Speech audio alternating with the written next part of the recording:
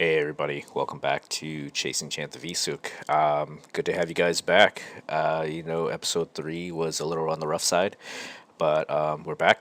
Episode 4, glad to have you guys back here with me.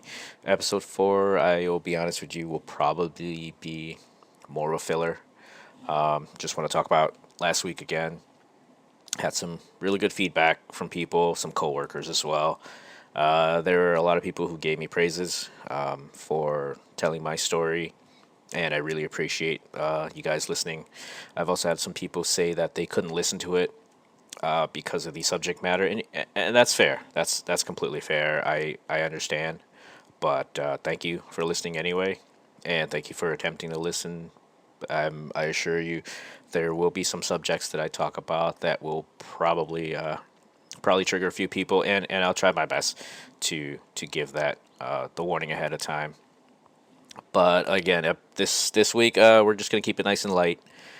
And again, this is probably a filler episode, but I just want to do some cleaning up, I suppose. So, me coming over, I was born in Thailand. My parents speak Lao. Most of my family speak Lao. My dad speaks a little French, and I know a certain small group of people in my family speak Russian. So people who lived a lot longer. So you can pretty much tell who was in charge of Lao at the time, when depending on what second or third language they spoke. So coming over here, obviously I spoke a lot of Lao, and as time progressed, I started doing school. I had to learn English, and so I started learning English from watching TV, like most people do. A lot of my English actually came from watching the Flintstones and Smurfs, so that's how I picked it up. And as time went on, as we got further away from family, it was just my father, my mom, and I. I forgot. I completely forgot how to speak Lao. Like I can understand it, but I couldn't speak it. And I, I figured I'm never gonna use this again. I'm in America now. When am I ever gonna use this? And then around the time I was 7 or 8, my grandfather on my mom's side had a stroke, and he came to live with us. And we had to, check in with the doctors, and we had to go to the hospital, and we needed a translator. And unfortunately, I was the only one that spoke really good English, and so I had to be the translator. Now you imagine a little 8, 7, 8 year old talking to a doctor, learning, hearing English, coming back to you, doctors saying, your grandfather's had a stroke, he needs to take this medicine at this time of day, and what have you. Trying to understand that, and then converting that into Lao, and then speaking it to my parents, getting Lao from my parents and my grandfather, converting that back to English, and then speaking to a doctor as a 7 or 8 year old. It wasn't easy, but I managed. Somehow I managed to make that work. And we did that for a very long time, and I actually gotten more fluent in Lao. The only downside is because English is now my first language, when I speak Lao, it sounds as if I'm an American speaking Lao.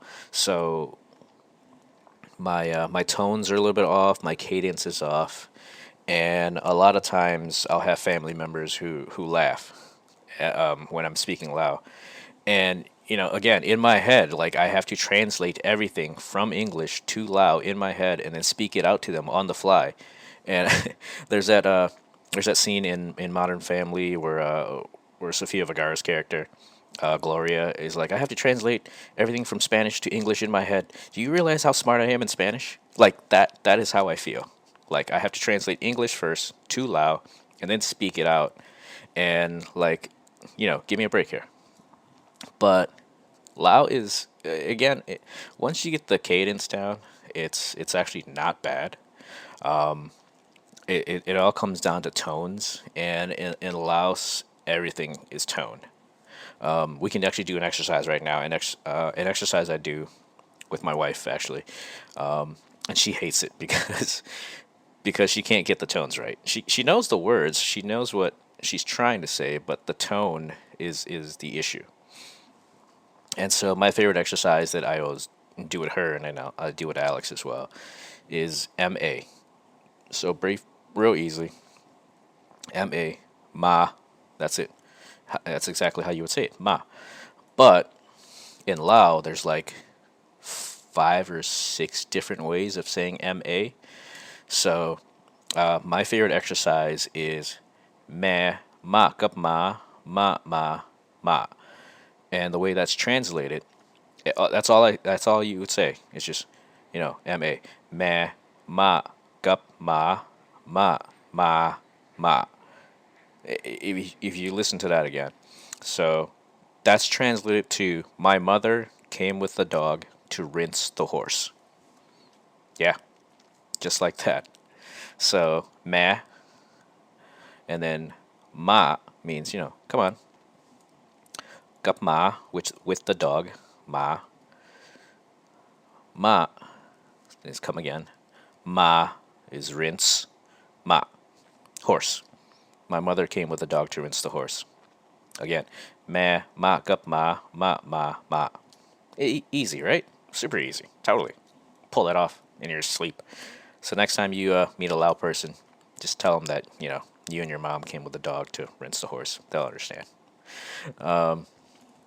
Yeah, so I'm trying to talk with Alex in Lao. It's not easy because again, it's not my first language, and I am trying to sneak it in with him. So like if I tell him to nang long, he understands that's to sit down. Not long is to lay down. So long is down. And so like I'll speak it to him and he'll actually understand it. And he'll ask me what it meant and I go, it means what you're doing right now. So he does get the grasp of it, and when he repeats it back, he actually does get the tone pretty easily. So I mean, that's incredibly impressive, and I'm trying. I really am. My wife doesn't think I'm trying hard enough. Obviously, he should be completely fluent right now, and I'm not even completely fluent to be honest with you. So yeah, that's a work in progress, and hopefully, I'm actually able to conversate with him. But again, I can't even do it. He talks to my parents all the time, and strangely enough, they talk loud to him, and he understands it. So that's a good start.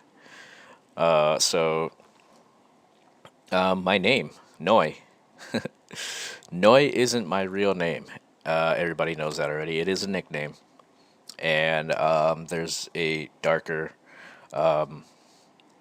reason for that, and we'll get to that when we get to it. But essentially, Noi means little or tiny in Lao and Thai. I believe it means like beautiful in Hebrew, which is odd because that's where the name Noi derived from. But the best way to put it is there's Noi meaning little, so it's kind of like a junior, except it's not. So to say a little boy, you would actually say eh. So eh noi is little boy, and e noi is little girl. So it depends on whatever you put in front, determines who you are, and it's spelled differently. So NOY is more of a male version, whereas NOI is more of a female. So Noi is a very unisex name, and there was a reason for that. And again, like we'll get there when we get there. But pretty easy. Again, this is just a filler. I just wanted to get some talk out to you guys, and again, I completely appreciate you listening and giving me some feedback. I got a new mic, so hopefully this sounds a lot clearer. But other than that, that's all I really have. Like I said, I appreciate everyone listening, even if the subject matter is a little difficult. But if you can, please subscribe either on the Anchor app, Spotify, Apple Podcasts, Google Podcasts. I'm even on Amazon, and like let all your friends know. I appreciate my cousin Sarah for giving me a shout out. So I'm gonna give her a shout out right now. And that's all I really got, guys. Thanks. And I will see you next week, hopefully with a longer episode. Very likely it will be. But I'll see you then.